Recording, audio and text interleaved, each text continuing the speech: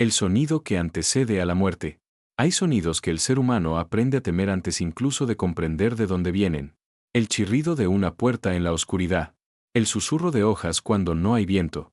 El ruido de uñas raspando contra el asfalto. Tec, tec, tec, acercándose por el pasillo vacío de una escuela a las 3 de la madrugada. Es ese último sonido el que da nombre a una de las leyendas urbanas más perturbadoras y duraderas del Japón moderno, Teke Teke. Una entidad que se arrastra. Una mujer que fue cortada por la mitad por la brutalidad de un riel de tren, o por la frialdad de una noche de invierno, dependiendo de quien la cuente, y que ahora recorre los espacios nocturnos del archipiélago japonés en busca de alguien. Siempre en busca de alguien. Para comprender a Teke Teke, es necesario sumergirse profundamente. No solo en el folclore y las historias susurradas entre estudiantes de secundaria japoneses, sino en los estratos más profundos de la historia, la cultura, la psicología colectiva y el trauma nacional. Porque Teke Teke no surgió de la nada. Nació de una civilización que aprendió a convivir con el horror de maneras que el mundo occidental raramente puede imaginar. Este ensayo es ese viaje. Largo, a veces incómodo, frecuentemente perturbador, pero necesario para cualquiera que quiera entender verdaderamente lo que Teke Teke representa, de dónde vino, y por qué, décadas después de su primera aparición, sigue haciendo que los adolescentes japoneses duden antes de cruzar una estación de metro vacía por la noche. Japón y sus fantasmas, una historia milenaria. Irei, el fantasma como fenómeno cultural. Para comprender a Teke Teke, es necesario comprender primero la naturaleza singular de lo sobrenatural japonés. Japón no es simplemente un país con muchas historias de fantasmas. Es una civilización donde lo sobrenatural ocupa un espacio radicalmente diferente al que ocupa en las culturas occidentales. En el folclore europeo, el fantasma es fundamentalmente un ser del pasado, alguien que murió y que, por razones variadas, pecado, misión incompleta, injusticia sufrida, aún no ha cruzado al otro lado. Existe en un estado de liminaridad que se espera sea resuelto. En la tradición judeocristiana que impregna el pensamiento occidental, la frontera entre vivos y muertos es rígida, institucionalizada por teología, rituales y dogma. Los fantasmas son aberraciones, errores en el orden cósmico. En Japón, esa frontera nunca ha sido tan clara. El sintoísmo, la religión nativa del archipiélago que coexiste desde hace siglos con el budismo, es una fe profundamente animista. Todo posee kami, espíritu, piedras, árboles, ríos, el viento que pasa entre las montañas. La muerte, en este sistema, no es una ruptura tan absoluta como en las religiones abrahámicas. Los muertos siguen presentes, en los altares domésticos, Butsudan, en los rituales del Obon, el festival budista que invita a los espíritus de los ancestros a regresar por unos días, en los cuidados meticulosos que las familias dedican a las tumbas. El concepto japonés de Irei, el fantasma propiamente dicho, carga con esta herencia compleja. La palabra se compone de dos caracteres, Y, que significa tenue, oscuro u oculto, y rei, que significa espíritu o alma. Un Irei es literalmente un espíritu oscurecido, no simplemente el espíritu de un muerto, sino el espíritu de alguien que murió con onri, rencor profundo, o en circunstancias tan traumáticas que el alma quedó atrapada, incapaz de seguir el ciclo natural de renacimiento o descanso. La tipología de los Irei es vasta y rigurosa. Está el Gori, el espíritu de nobles o personas poderosas que murieron injustamente y que pueden causar catástrofes naturales y epidemias si no son apaciguados.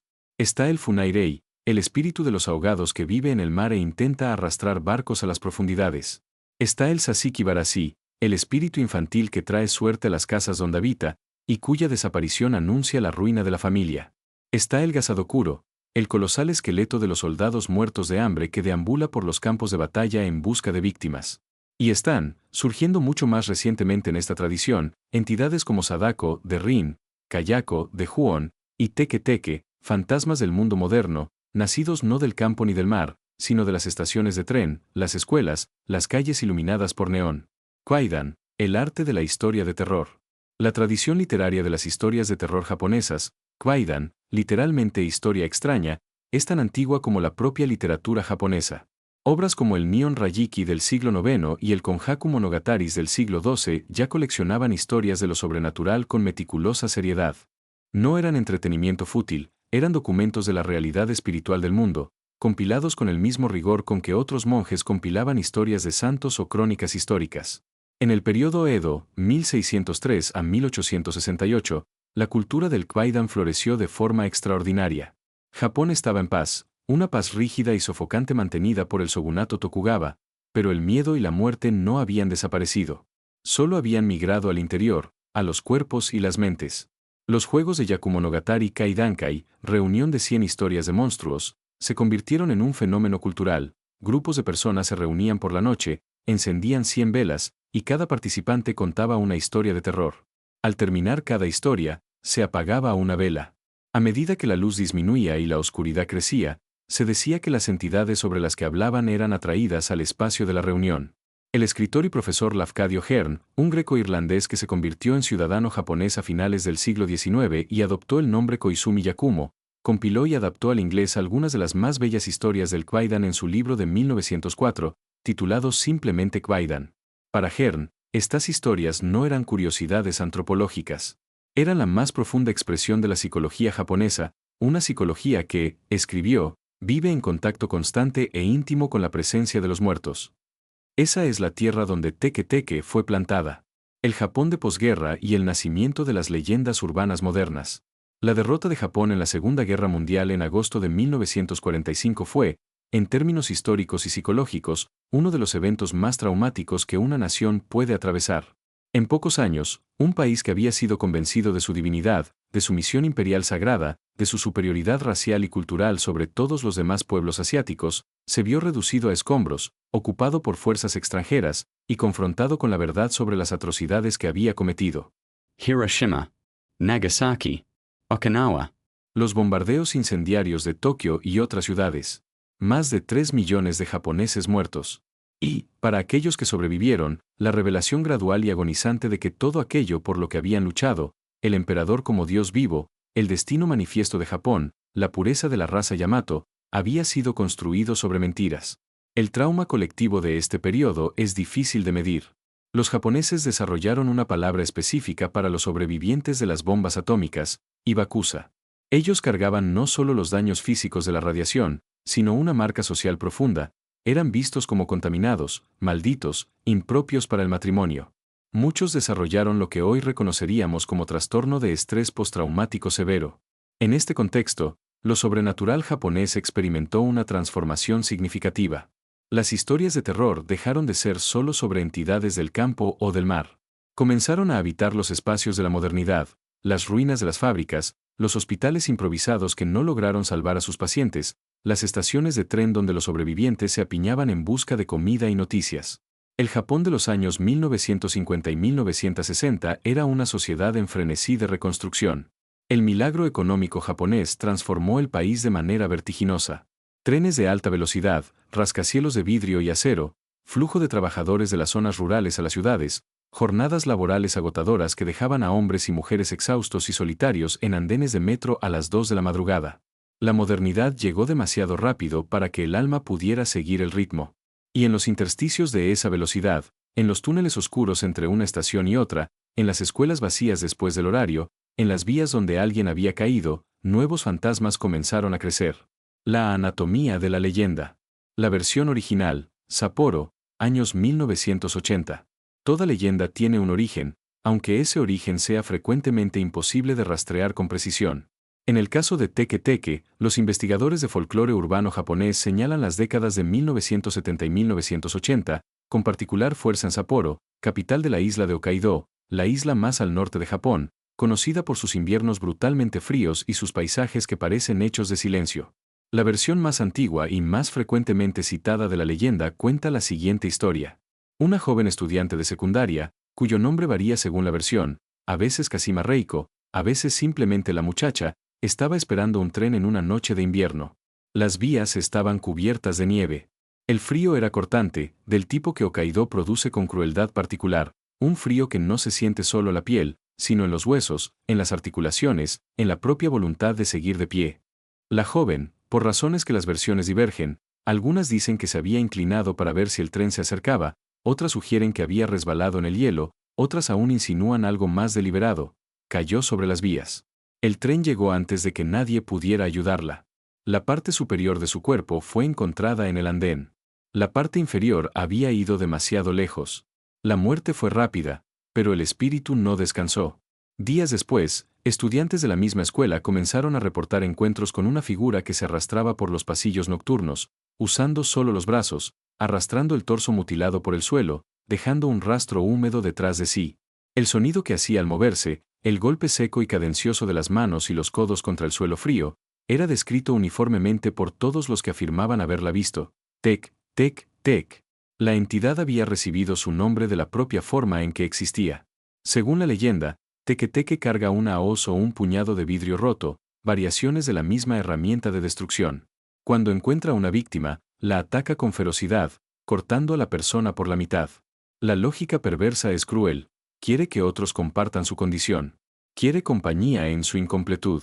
La velocidad con la que se arrastra es sobrenatural, tan rápida como un ser humano entero corriendo. No hay forma de escapar. Una vez que Teque te ha visto, una vez que sus ojos muertos han encontrado los tuyos, el fin es inevitable.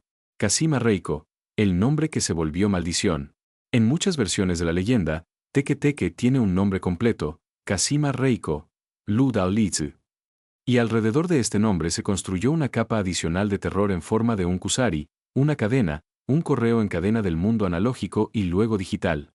La cadena de Kashima Reiko funciona de la siguiente manera: alguien te cuenta sobre ella.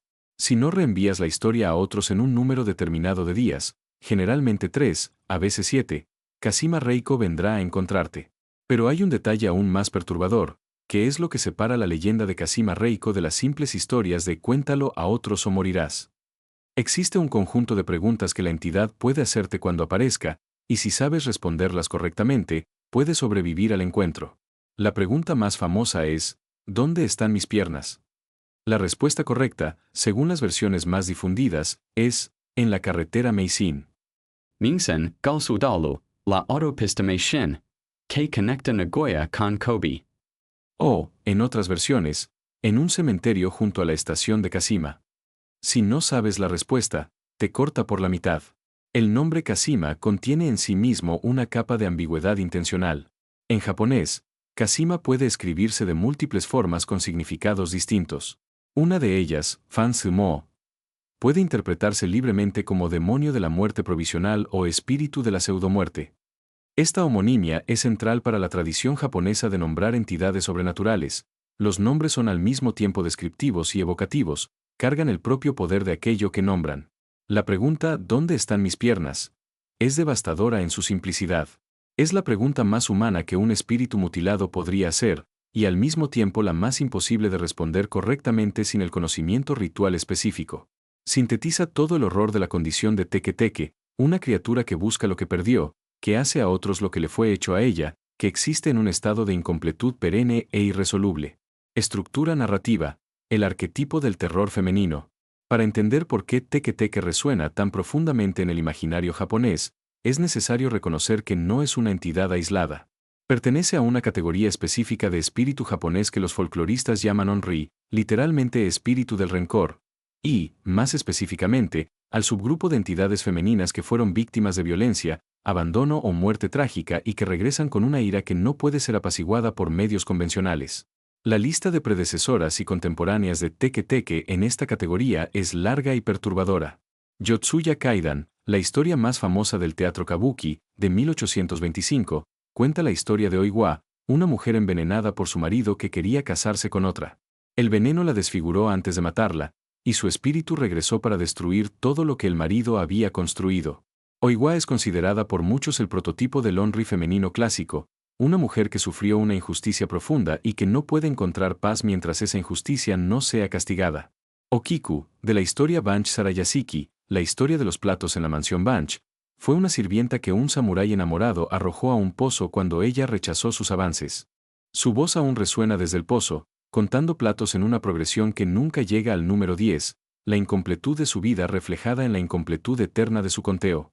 Sadako Yamamura, El espíritu de Rin, originalmente una novela de Koji Suzuki publicada en 1991 y luego adaptada al cine por Hideo Nakata en 1998, sigue el mismo arquetipo: una joven con poderes psíquicos, victimizada y arrojada a un pozo, que regresa a través de una cinta de video para matar a quien quiera que la vea. Kayako Saeki, de Juon 2002, fue asesinada por su marido celoso en su propia casa y regresa con su hijo como un fantasma que infecta cualquier lugar donde entra. El patrón es consistente y revelador: mujeres jóvenes, víctimas de violencia, frecuentemente sexual o doméstica, muertas en circunstancias traumáticas, regresan como entidades de poder absoluto que la sociedad, patriarcal, represora, no puede controlar ni apaciguar. El horror japonés moderno ha sido analizado por críticos culturales como Chika Kinoshita y Colette Balmain como una metáfora del malestar de las mujeres japonesas en una sociedad que históricamente las ha silenciado, confinado e ignorado. Teke Teke se inserta perfectamente en este arquetipo, pero con una crueldad adicional: no busca solo venganza sobre aquellos que le hicieron daño. Ha ido más allá. Su trauma la transformó en un ser que reproduce el propio mecanismo de su destrucción: corta por la mitad porque fue cortada por la mitad. Es el trauma que se propaga, la herida que quiere crear otras heridas. Las raíces reales, entre el mito y la historia. Muertes en las vías, la estadística del horror. Un elemento fundamental que muchos estudios sobre Teke Teke ignoran es el hecho de que el sustrato sobre el que la leyenda creció no es pura fantasía. Japón tiene, históricamente, una de las tasas más altas de suicidio por vías de tren del mundo desarrollado. Y las muertes traumáticas en ferrocarriles, ya sea por suicidio, ya sea por accidente, son un fenómeno real, documentado y perturbadoramente frecuente en la historia del país. En los años de reconstrucción de la posguerra, cuando el sistema ferroviario japonés se expandía a una velocidad vertiginosa para acompañar el crecimiento económico, los accidentes fatales en las vías eran relativamente comunes. La infraestructura crecía más rápido que las medidas de seguridad. Andenes superpoblados, señalizaciones inadecuadas, trenes moviéndose a velocidades cada vez mayores a través de estaciones donde cientos de personas esperaban apretadas unas contra otras, la combinación era explosiva. A medida que Japón entró en las décadas de 1970 y 1980 y las tasas de suicidio comenzaron a aumentar, las vías de tren se convirtieron en uno de los métodos más frecuentemente elegidos. Las empresas ferroviarias japonesas llegaron a cobrar a las familias de las víctimas por los retrasos y daños causados, una política que generó un intenso debate y fue eventualmente modificada, pero que decía mucho sobre la frialdad con que la sociedad japonesa trataba estas muertes. En los años 1990 y 2000, la compañía ferroviaria Junior East implementó una serie de iniciativas para reducir las muertes: la instalación de mamparas de andén, barreras físicas que impiden el acceso a las vías, en estaciones concurridas, campañas de concienciación sobre salud mental, e incluso la pintura de paneles azules en las estaciones, basada en estudios que sugirieron que el color azul reduce los impulsos suicidas. Estas medidas funcionaron, al menos parcialmente. Las estaciones con mamparas de andén vieron reducciones significativas en las tasas de incidentes. Pero en los años en que la leyenda de Teke Teke crecía y se extendía, nada de esto existía. Los andenes eran abiertos, las vías accesibles, y las muertes eran lo suficientemente frecuentes como para que prácticamente todo japonés de cierta generación conociera a alguien que había presenciado, o supiera de alguien que había presenciado, una muerte en las vías. Este contexto es crucial. Teke Teke no surgió en una sociedad que solo imaginaba la muerte en las vías como una posibilidad abstracta.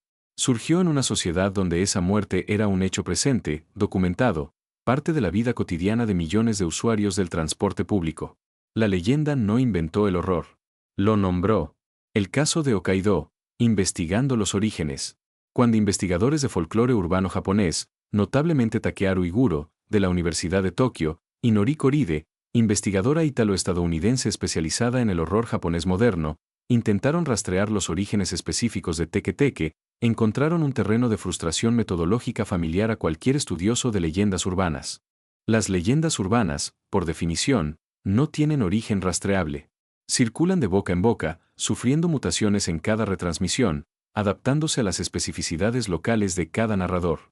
Lo que un investigador puede hacer es identificar los clústeres, las concentraciones geográficas y temporales donde la leyenda parece haber surgido o de donde parece haberse irradiado. En el caso de Teke Teke, los primeros registros escritos conocidos de la leyenda aparecen en colecciones de historias de terror escolar, Gakko no Kaidan, publicadas a principios de los años 1990, pero la tradición oral es claramente anterior. Relatos de personas que hoy tienen entre 50 y 60 años mencionan haber escuchado versiones de la historia cuando eran estudiantes en los años 1970 y 1980, lo que retrotrae los orígenes al menos 2 décadas antes de los primeros registros escritos. La Universidad de Sapporo fue históricamente uno de los centros de transmisión de la leyenda, lo que es consistente con la teoría de origen en Hokkaido.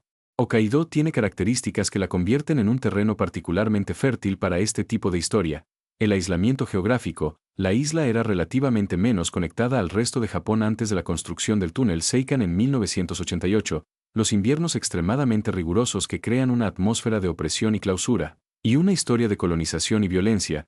Hokkaido fue habitada por los Ainu, pueblo indígena que fue sometido y asimilado a la fuerza durante la era Meiji, que dejó capas de trauma en el sustrato cultural de la región. Es tentador, pero metodológicamente imprudente, señalar un evento específico como el caso real que originó Teke Teke. Varios investigadores intentaron hacerlo y encontraron solo muertes de jóvenes en las vías, eventos trágicos, pero sin ninguna conexión documentada con la leyenda más allá de la similitud superficial. Lo que podemos decir con seguridad es que la leyenda creció en un suelo irrigado por eventos reales, absorbiendo el miedo colectivo de una civilización que lidia con la muerte en las vías de forma cotidiana. La psicología del trauma colectivo.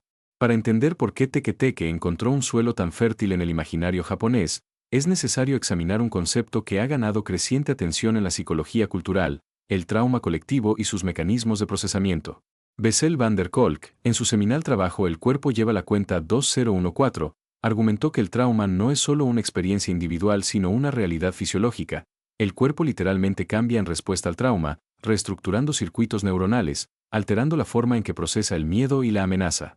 Cuando este argumento se escala al nivel de una cultura entera, el resultado es lo que algunos investigadores llaman trauma cultural o trauma histórico colectivo. El Japón de la posguerra es un caso extremo de trauma cultural. Una generación entera creció bajo la propaganda del Kokutai, el sistema nacional que colocaba al emperador como divinidad y al pueblo japonés como su instrumento sagrado. Esa generación fue movilizada para una guerra total, presenció la destrucción de sus ciudades, perdió familiares y amigos, y luego vio todo el sistema de significado sobre el que había construido su identidad derrumbarse en una rendición humillante. Las generaciones siguientes heredaron este trauma de formas que raramente eran discutidas abiertamente. Japón desarrolló una cultura del enrayo, restricción, contención, la supresión de los propios sentimientos en pro de la armonía social, que hacía que el procesamiento público del trauma fuera extremadamente difícil. No se hablaba de Hiroshima en las mesas de comedor. No se discutía abiertamente la culpa de la guerra o el impacto psicológico de la derrota. Todo esto quedaba comprimido, guardado, enterrado bajo la capa brillante del milagro económico. Las leyendas urbanas como Teke Teke funcionan, en una perspectiva psicoanalítica, como el retorno de lo reprimido. El horror que no puede ser procesado conscientemente encuentra una salida por los canales de la ficción, lo sobrenatural, el mito. La joven mujer cortada por la mitad por las vías es, en esta lectura, un símbolo denso. Japón cortado por la mitad por la guerra, la identidad nacional fragmentada, el trauma que persiste después de que el cuerpo principal ya ha sido enterrado. La propagación, como una leyenda se vuelve viral. Gakko no Kaidan, el terror en las escuelas. Uno de los vehículos más importantes para la diseminación de Teke Teke fue la tradición japonesa de las Gakko no Kaidan, las historias de terror de las escuelas. Esta es una tradición que merece atención especial, porque revela mucho sobre la función social de las leyendas urbanas en la cultura juvenil japonesa. Las leyendas urbanas, por definición, no tienen origen rastreable. Circulan de boca en boca, sufriendo mutaciones en cada retransmisión, adaptándose a las especificidades locales de cada narrador. Lo que un investigador puede hacer es identificar los clústeres, las concentraciones geográficas y temporales donde la leyenda parece haber surgido o de donde parece haberse irradiado. En el caso de Teke Teke, los primeros registros escritos conocidos de la leyenda aparecen en colecciones de historias de terror escolar, Gakko no Kaidan, publicadas a principios de los años 1990, pero la tradición oral es claramente anterior. Relatos de personas que hoy tienen entre 50 y 60 años mencionan haber escuchado versiones de la historia cuando eran estudiantes en los años 1970 y 1980, lo que retrotrae los orígenes al menos 2 décadas antes de los primeros registros escritos. La Universidad de Sapporo fue históricamente uno de los centros de transmisión de la leyenda, lo que es consistente con la teoría de origen en Hokkaido. Hokkaido tiene características que la convierten en un terreno particularmente fértil para este tipo de historia. El aislamiento geográfico, la isla era relativamente menos conectada al resto de Japón antes de la construcción del túnel Seikan en 1988, los inviernos extremadamente rigurosos que crean una atmósfera de opresión y clausura, y una historia de colonización y violencia. Hokkaido fue habitada por los Ainu, pueblo indígena que fue sometido y asimilado a la fuerza durante la era Meiji, que dejó capas de trauma en el sustrato cultural de la región. Es tentador, pero metodológicamente imprudente, señalar un evento específico como el caso real que originó Teke Teke. Varios investigadores intentaron hacerlo y encontraron solo muertes de jóvenes en las vías, eventos trágicos, pero sin ninguna conexión documentada con la leyenda más allá de la similitud superficial. Lo que podemos decir con seguridad es que la leyenda creció en un suelo irrigado por eventos reales, absorbiendo el miedo colectivo de una civilización que lidia con la muerte en las vías de forma cotidiana. La psicología del trauma colectivo. Para entender por qué Teke Teke encontró un suelo tan fértil en el imaginario japonés, es necesario examinar un concepto que ha ganado creciente atención en la psicología cultural, el trauma colectivo y sus mecanismos de procesamiento. Bessel van der Kolk, en su seminal trabajo El cuerpo lleva la cuenta 2014, argumentó que el trauma no es solo una experiencia individual sino una realidad fisiológica.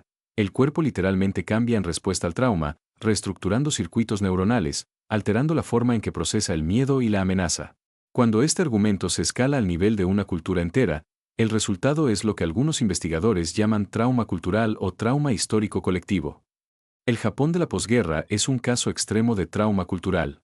Una generación entera creció bajo la propaganda del Kokutai, el sistema nacional que colocaba al emperador como divinidad y al pueblo japonés como su instrumento sagrado. Esa generación fue movilizada para una guerra total, presenció la destrucción de sus ciudades, perdió familiares y amigos, y luego vio todo el sistema de significado sobre el que había construido su identidad derrumbarse en una rendición humillante. Las generaciones siguientes heredaron este trauma de formas que raramente eran discutidas abiertamente. Japón desarrolló una cultura del enrayo, restricción, contención, la supresión de los propios sentimientos en pro de la armonía social, que hacía que el procesamiento público del trauma fuera extremadamente difícil. No se hablaba de Hiroshima en las mesas de comedor. No se discutía abiertamente la culpa de la guerra o el impacto psicológico de la derrota. Todo esto quedaba comprimido, guardado, enterrado bajo la capa brillante del milagro económico. Las leyendas urbanas como Teke Teke funcionan, en una perspectiva psicoanalítica, como el retorno de lo reprimido. El horror que no puede ser procesado conscientemente encuentra una salida por los canales de la ficción, lo sobrenatural, el mito. La joven mujer cortada por la mitad por las vías es, en esta lectura, un símbolo denso. Japón cortado por la mitad por la guerra, la identidad nacional fragmentada, el trauma que persiste después de que el cuerpo principal ya ha sido enterrado. La propagación, como una leyenda se vuelve viral. Gakko no Kaidan, el terror en las escuelas. Uno de los vehículos más importantes para la diseminación de Teke Teke fue la tradición japonesa de las Gakko no Kaidan, las historias de terror de las escuelas. Esta es una tradición que merece atención especial, porque revela mucho sobre la función social de las leyendas urbanas en la cultura juvenil japonesa. La Llorona del folclore mexicano y centroamericano es uno de ellos. La Llorona, es el espíritu de una mujer que ahogó a sus propios hijos y ahora vaga por los ríos y lagos en busca de ellos, llorando eternamente. Como Teke Teke, es una figura femenina destruida por circunstancias trágicas, variando entre abandono, infidelidad y locura según la versión, y como Teke Teke, representa un peligro específico para niños y jóvenes, que son sus víctimas preferenciales. Las Bansee de la mitología irlandesa y escocesa, espíritus femeninos cuyos gritos anuncian la muerte inminente, comparten con Teke Teke la característica de ser identificadas antes que nada por el sonido que hacen. El sonido precede y anuncia el horror. El Rauead Rex y otras entidades del folclore británico que atacan preferentemente a niños y jóvenes siguen patrones similares de depredación sobrenatural. Lo que diferencia a Teke Teke de estos equivalentes occidentales es, fundamentalmente, la naturaleza de su trauma. Es producto de una mutilación física específica, moderna e industrial. Su incompletud no es metafórica o espiritual, es literal, corporal, el resultado directo de una tecnología, el tren, que el Japón moderno adoptó como símbolo de su progreso. Hay algo profundamente perturbador en la idea de que la máquina del progreso, el tren que conecta ciudades, que acorta distancias, que es símbolo de la eficiencia y la modernidad japonesa, sea también la máquina que creó a este monstruo. El terror en acción, las historias que persisten. Relatos de testigos. Una de las características más fascinantes de las leyendas urbanas vivas, aquellas que aún circulan activamente en lugar de haber sido archivadas como folclore histórico, es la persistencia de relatos de testigos. Personas que afirman haber visto, oído o de alguna forma encontrado a la entidad en cuestión. En el caso de Teke Teke, estos relatos son abundantes en los foros japoneses dedicados a lo sobrenatural. Sería metodológicamente irresponsable tratarlos como evidencia de una entidad real, pero sería igualmente imprudente descartarlos sin análisis, porque revelan algo importante sobre cómo funciona la leyenda en la psicología de sus portadores. Un tipo recurrente de relato describe encuentros en baños escolares por la noche, consistentemente después de las 23 horas, casi siempre cuando la persona estaba sola. La descripción de la entidad varía en detalles, pero es estructuralmente consistente, una presencia baja, a nivel del suelo, que se mueve con velocidad perturbadora. Un sonido rítmico y seco.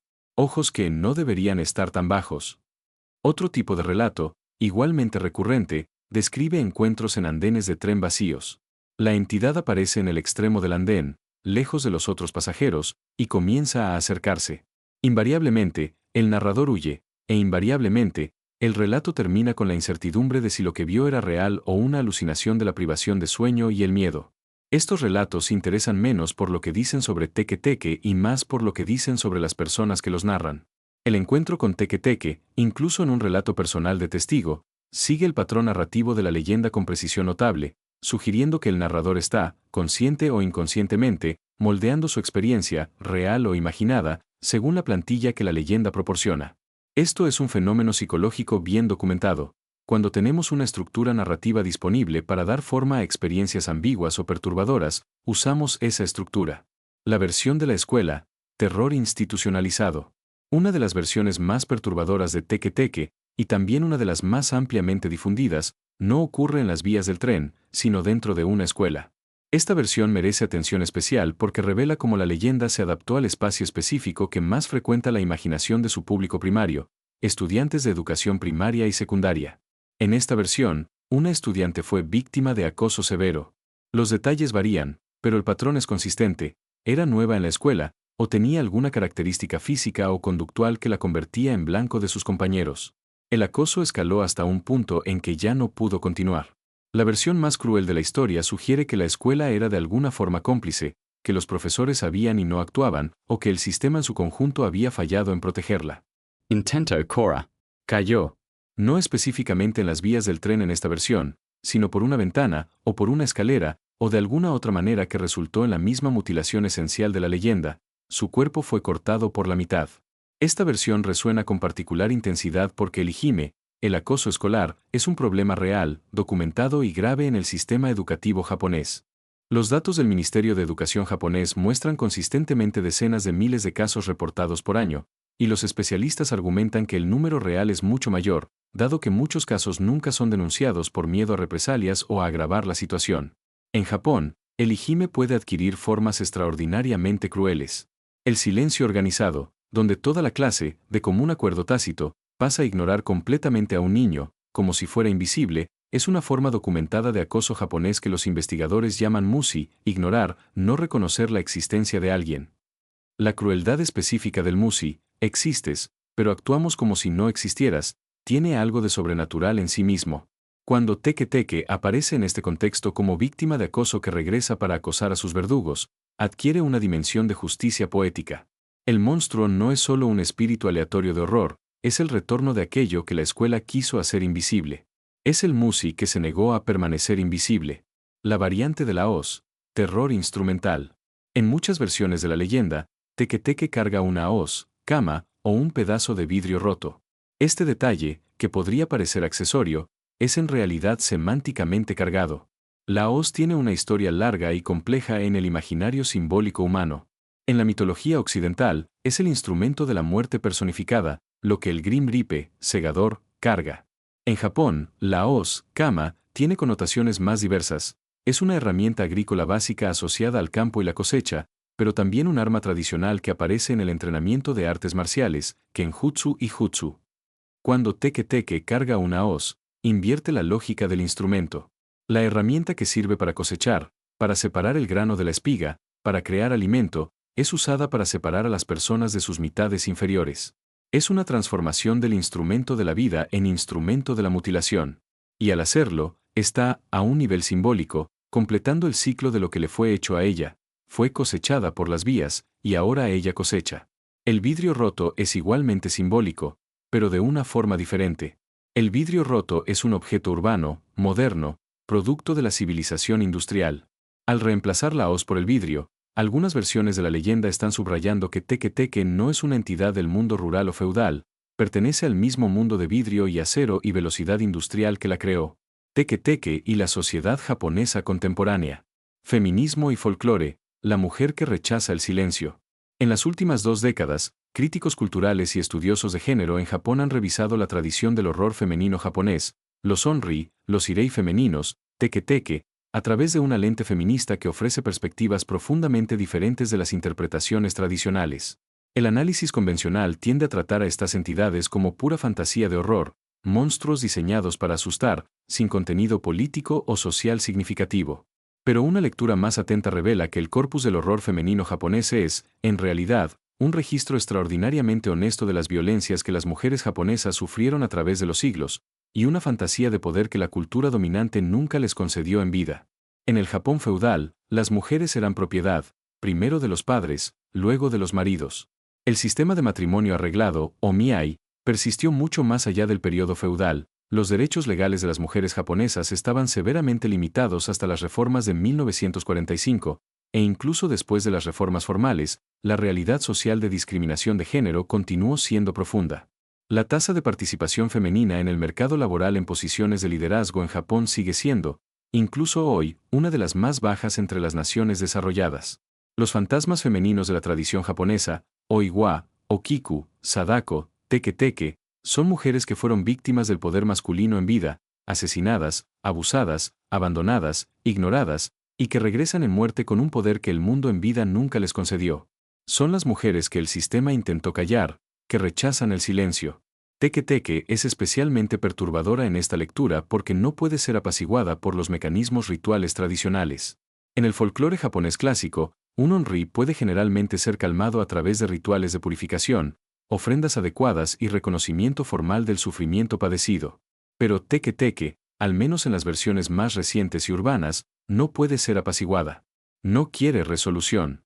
Quiere compañía en su incompletud. Quiere seguir existiendo como poder puro, aterrador e irrefrenable. Esto representa una ruptura con la tradición. El onri clásico eventualmente encuentra reposo. Teke-teke nunca lo hará. Es el trauma que se niega a resolverse, una metáfora precisa de injusticias sistémicas que ningún ritual individual puede apaciguar. Salud mental y el espejo de la leyenda. En el contexto contemporáneo, teke-teke ha adquirido una capa adicional de significado a medida que Japón ha, en las últimas décadas, comenzado a lidiar más abiertamente con cuestiones de salud mental, un área históricamente extremadamente estigmatizada en la sociedad japonesa. Japón tiene una de las tasas más altas de suicidio entre las naciones desarrolladas, aunque han disminuido en las últimas 2 décadas desde picos que alcanzaban 34.000 por año en los años 2000. El suicidio por vías de tren, la misma muerte que narra la leyenda de teke-teke, sigue siendo un método tristemente frecuente. Las empresas ferroviarias japonesas se refieren a estos incidentes como Hinshin-hiko, accidentes que involucran a personas, en un lenguaje deliberadamente neutral que evita las palabras suicidio o muerte, parte de una política más amplia de no dar publicidad al método para evitar el efecto Werther, contagio por imitación. En este contexto, teke-teke funciona también como un espejo distorsionado, pero aún reconocible, de una realidad de sufrimiento que la sociedad japonesa frecuentemente prefiere no nombrar directamente. La joven que cae en las vías, que es cortada por la mitad por la máquina de la modernidad, que no encuentra descanso y sigue acechando, es imposible, para alguien consciente del contexto social japonés, no escuchar en esta narrativa los ecos de una realidad mucho más mundana y mucho más urgente que cualquier leyenda sobrenatural. Organizaciones de salud mental en Japón han observado que historias como la de teke-teke, aunque puedan parecer a primera vista simple entretenimiento de horror, frecuentemente funcionan como vehículo, impreciso, distorsionado, pero aún así funcional, para conversaciones que de otra forma no ocurrirían. Jóvenes que no pueden hablar sobre depresión, sobre presión escolar, sobre acoso en términos directos, a veces logran acercarse a estas cuestiones a través de la vía del horror sobrenatural. Esto no justifica ni glorifica la leyenda, pero contextualiza su persistencia de formas que van más allá del simple entretenimiento. La leyenda más allá de Japón, adopción y distorsión. Cuando teke-teke cruzó las fronteras de Japón, primero hacia otros países asiáticos, luego, a través de Internet, hacia el mundo entero, sufrió las transformaciones inevitables de cualquier narrativa que atraviesa contextos culturales radicalmente diferentes. En China y Taiwán, donde el horror japonés tiene gran penetración cultural, parcialmente por razones históricas de colonialismo japonés, parcialmente por el enorme impacto cultural del cine y la televisión japonesa, teke-teke fue relativamente bien preservada en sus características esenciales. La sensibilidad sobrenatural sino-japonesa tiene suficientes paralelos para que la leyenda tenga sentido sin mucha traducción. En el mundo occidental, el proceso fue más disruptivo. Teke Teke llegó al público americano y europeo mayoritariamente a través de listas de criaturas sobrenaturales japonesas más aterradoras publicadas en sitios de entretenimiento de horror, donde aparece frecuentemente sin el contexto cultural que la vuelve verdaderamente perturbadora. Privada de su sustrato, la historia japonesa de la posguerra, la tradición del onri, la realidad de las muertes en las vías, las cuestiones de género y trauma colectivo, se convierte simplemente en mujer aterradora sin piernas, una curiosidad exótica sin la profundidad que la hace tan duradera en su tierra natal. Este proceso de descontextualización es común en la globalización del horror cultural, pero es particularmente notable en el caso japonés porque el horror japonés es, más que la mayoría, profundamente arraigado en especificidades históricas y culturales que no viajan fácilmente. Sadako, cuando fue recreada en Hollywood, Rin, 2002, perdió gran parte de su fuerza original. Kayako pasó por un proceso similar. Y Teke Teke, en las pocas referencias que ha recibido en medios occidentales, es frecuentemente reducida a un monstruo de diseño interesante sin la capa de terror real que conlleva para quienes la conocen en el contexto adecuado. El territorio del miedo, donde vive Teke Teke. La topografía del terror. Todo terror sobrenatural tiene un territorio. Drácula habita el castillo y la noche europea. Los fantasmas victorianos acechan mansiones con pasillos largos y desvanes oscuros. El Wendigo habita los bosques del norte canadiense. El territorio define a la entidad tanto como sus poderes y apariencia. El territorio de Teke Teke es específicamente japonés y específicamente moderno. Habita las escuelas, las estaciones de tren, los pasillos de hospitales, las calles desiertas de las ciudades después de la medianoche. Es una criatura del espacio urbano, no de los bosques, no del mar, no del campo. Nació de la ciudad y pertenece a la ciudad. Pero dentro de la ciudad, habita preferentemente los espacios de transición y los espacios liminares. Las estaciones de tren son, por definición, espacios de paso. No vas a una estación de tren para quedarte, vas para partir o llegar. Los pasillos de las escuelas por la noche son el espacio que existe entre el día escolar, con su vigilancia, su estructura, su jerarquía, y la ausencia total de esas estructuras después de que todos se han ido. Los baños, otro territorio frecuente de Teke Teke, son espacios de transición física y psicológica, espacios de vulnerabilidad donde el cuerpo impone sus necesidades independientemente de las jerarquías sociales. El antropólogo Víctor Turner, en su teoría de la liminaridad, describió los estados liminares, los entres, como los más cargados de poder simbólico y también de peligro. En el folclore de prácticamente todas las culturas, el peligro sobrenatural se concentra en los espacios y los momentos de transición, el crepúsculo, ni día ni noche, el solsticio, ni una estación ni otra, los umbrales de las puertas, las encrucijadas. Teke Teke habita precisamente esos espacios, es una criatura liminar para un mundo moderno, que encontró sus umbrales en las vías de las estaciones y en los pasillos de las escuelas a las 3 de la madrugada. La hora de la entidad. En las versiones más detalladas de la leyenda, Teke Teke es particularmente activa en un horario específico, entre la medianoche y las 3 de la madrugada. Este horario tiene una larga historia en lo sobrenatural japonés. En el Japón feudal, la noche se dividía en periodos, koku, nombrado según la hora. El periodo entre las 23 horas y la 1 hora de la madrugada se llamaba Ushi no Toki, la hora del buey, y era considerado el momento de mayor actividad sobrenatural. Era cuando los espíritus estaban más cerca del mundo de los vivos, cuando las fronteras entre los mundos se volvían más permeables. La práctica de Ushi no Toki Mairi, visitar un santuario sintoísta en esa hora específica para maldecir a un enemigo, data del periodo Heian, 794 a 1185, y persiste en el imaginario popular hasta hoy.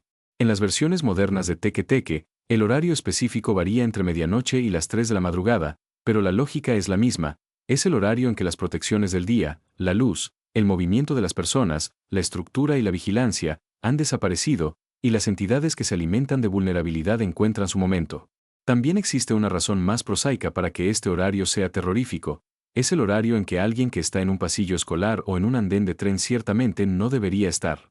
La presencia de Teke Teke en estos espacios en horarios imposibles amplifica la sensación de aislamiento y vulnerabilidad del encuentro. No deberías estar aquí. Ella tampoco debería. Pero ella está aquí porque no tiene elección. Y ahora tú también lo estás. Análisis final, lo que Teke Teke nos dice sobre nosotros mismos. El terror como diagnóstico cultural. Los monstruos que una cultura crea, y los que elige perpetuar, generación tras generación, Dicen algo fundamental sobre los miedos, las vergüenzas, los traumas y los deseos no realizados de esa cultura. El análisis de los monstruos es, por tanto, un diagnóstico cultural tanto como es folclore o entretenimiento. Teke Teke nos dice muchas cosas sobre Japón. Nos dice que Japón carga un trauma profundo en relación con la violencia que la industrialización hizo, y sigue haciendo, a los cuerpos humanos.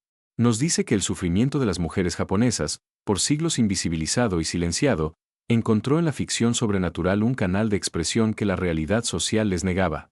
Nos dice que la velocidad de la modernización creó vacíos psicológicos y espirituales que ninguna tasa de crecimiento económico puede llenar. Pero Teke Teke también nos dice algo sobre la universalidad del miedo a la incompletud. La mutilación, el cuerpo partido, incompleto, privado de sus partes esenciales, es uno de los terrores más fundamentales de la experiencia humana. No solo la muerte, sino la muerte parcial. No solo el fin, sino el fin a medias, dejando una mitad aún viva para continuar, arrastrándose, buscando lo que perdió, incapaz de encontrar descanso o integridad. Este miedo no es culturalmente específico. El miedo de que algo esencial nos sea quitado, no solo la vida, sino nuestra completud como seres humanos, es universal. Japón solo le dio a este miedo una forma específica, adaptada a sus circunstancias históricas y culturales particulares. Persistencia y transformación. ¿Por qué Teke Teke aún existe? Las leyendas no persisten porque sean verdaderas. Persisten porque son necesarias. Teke Teke sigue siendo contada, sigue circulando en foros en línea y en conversaciones susurradas en dormitorios de escuela, sigue asustando a generaciones de jóvenes japoneses porque sigue siendo necesaria. Las condiciones sociales y psicológicas que la crearon, el trauma colectivo, la invisibilización de las mujeres, la presión brutal sobre los estudiantes, la intimidad cotidiana con la muerte en las vías, la velocidad de la modernidad que no deja espacio para procesar el horror, no han desaparecido. Japón ha cambiado profundamente desde los años 1970 y 1980, cuando Teke Teke tomó forma. Las mamparas de andén en las estaciones redujeron las muertes en las vías. Los derechos de las mujeres, aunque aún insatisfactorios por muchos estándares, se expandieron significativamente. La salud mental comenzó a ser discutida más abiertamente. El acoso escolar es hoy objeto de legislación y políticas específicas. Pero Teke Teke aún existe. Porque los cambios, aunque reales, aún no han sido suficientes. Porque hay jóvenes japoneses que aún mueren en las vías. Porque hay mujeres que aún son invisibilizadas. Porque hay estudiantes que aún son destruidos por el sistema que debería protegerlos. Porque hay traumas que aún no han sido procesados, rencores que aún no han sido reconocidos, partes que aún faltan. Mientras haya incompletud no reconocida, habrá Teke Teke. Se arrastrará por los pasillos. Hará su pregunta imposible. Y esperará, con la paciencia de los muertos, que alguien finalmente pueda responder correctamente. ¿Dónde están mis piernas? El sonido que permanece. Hay algo que los estudiosos del folclore urbano notan consistentemente sobre las leyendas más duraderas: terminan sin resolución. No hay final feliz. No hay el ritual de purificación que apacigua al espíritu. No hay el héroe que derrota al monstruo. La historia simplemente se detiene, en un punto de máxima tensión, con el peligro aún presente, con la entidad aún suelta. Teke Teke es así. No hay forma de derrotarla. No hay forma de apaciguarla. Las respuestas rituales, tus piernas están en la autopista Meishin, funcionan solo temporalmente, solo por suerte, solo si sabes exactamente qué decir en un momento de pánico absoluto. Para la mayoría de las víctimas, no hay salida. Esta falta de resolución no es un defecto narrativo. Es la intención. Es el punto más honesto de la leyenda. Algunos horrores no se resuelven. Algunos traumas no cicatrizan. Algunas injusticias no se reparan. Y los fantasmas que estas realidades crean no se van solo porque queramos que se vayan.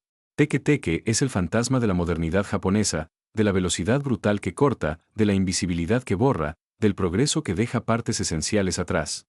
Es la mitad que falta, el sonido que resuena después de que el tren ha pasado, la pregunta que ninguna respuesta ritual puede silenciar definitivamente. Take, take, take. Todavía se acerca.